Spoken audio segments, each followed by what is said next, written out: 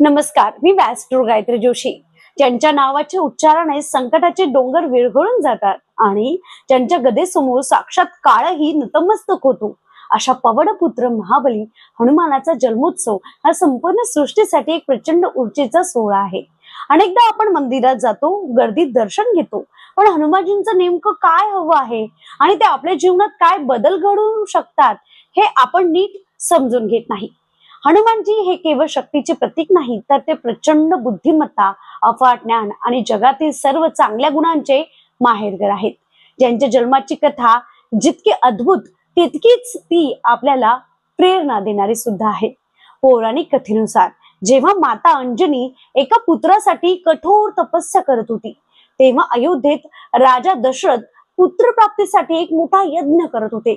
यज्ञाच्या अग्नीतून जो दिव्य प्रसादाचा अंश निघाला, तो साक्षात पवनदेवाने माता अंजनीच्या हातात आणून टाकला आणि त्यातूनच भगवान शिवाचा 11वा अवतार म्हणजे श्री हनुमान प्रगट झाले. या वर्षी हा उत्सव अतिशय खास आहे, कारण ग्रहांची स्थिती अशी आहे की या दिवशी केलेली छोटीशी सेवा ही तुमच्या आयुष्यातील कठीण अडचणी दूर करू शकते. हनुमानजींचा जन्म सूर्योदयाच्या वेळी झाला होता, म्हणून सकाळी 5:45 ते 6:15 हा काळ आहे, जो नामस्मरणासाठी आणि एखादा संकल्प सोडण्यासाठी सर्वात शक्तिशाली मानला जातो. जर तुम्हाला वाटत असेल की तुमचं नशीब साथ देत नाहीये, तर एक गोष्ट कायम हनुमानजीची शक्ती ही प्रभू श्रीरामाच्या नामात सामावली आहे.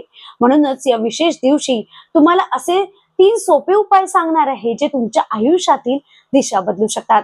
पहिला उपाय म्हणजे एका कोऱ्या पांढऱ्या कागदावर लाल चंदनाने 108 वेळा श्रीराम असे लिहा. हे लिहित असताना मनात कोणताही वाईट विचार आणू नका, फक्त रामाचे स्मरण करा.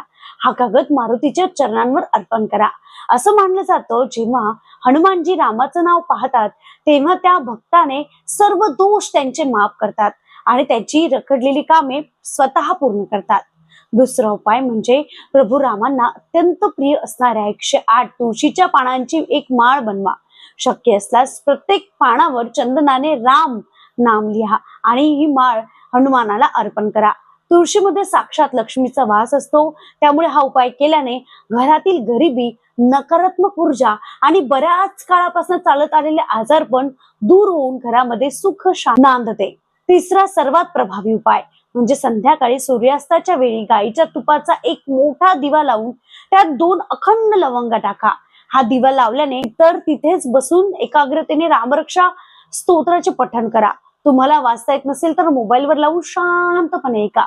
ज्यांच्या कामात अडथळे येतात किंवा ज्यांना घरामध्ये भीती वाटते, त्यांच्यासाठी हा उपाय म्हणजे साक्षात बजरंगबलीचे संरक्षण कवच आहे. हनुमानजी हे आजही आपल्यात वावरत आहेत, फक्त तुमची भक्ती आणि हाक मनापासून असायला हवी. तुम्हाला ही माहिती कशी वाटली आणि तुम्हाला हनुमानाचा एखादा अनुभव आला आहे का, हे कमेंट मध्ये सांगा. जय बजरंगबली लिहून नक्की सांगा. ही माहिती आपल्या मित्रपरिवाराला शेअर करा आणि चॅनलला सबस्क्राईब करायला विसरू नका. जय श्रीराम. श्री स्वामी समर्थ.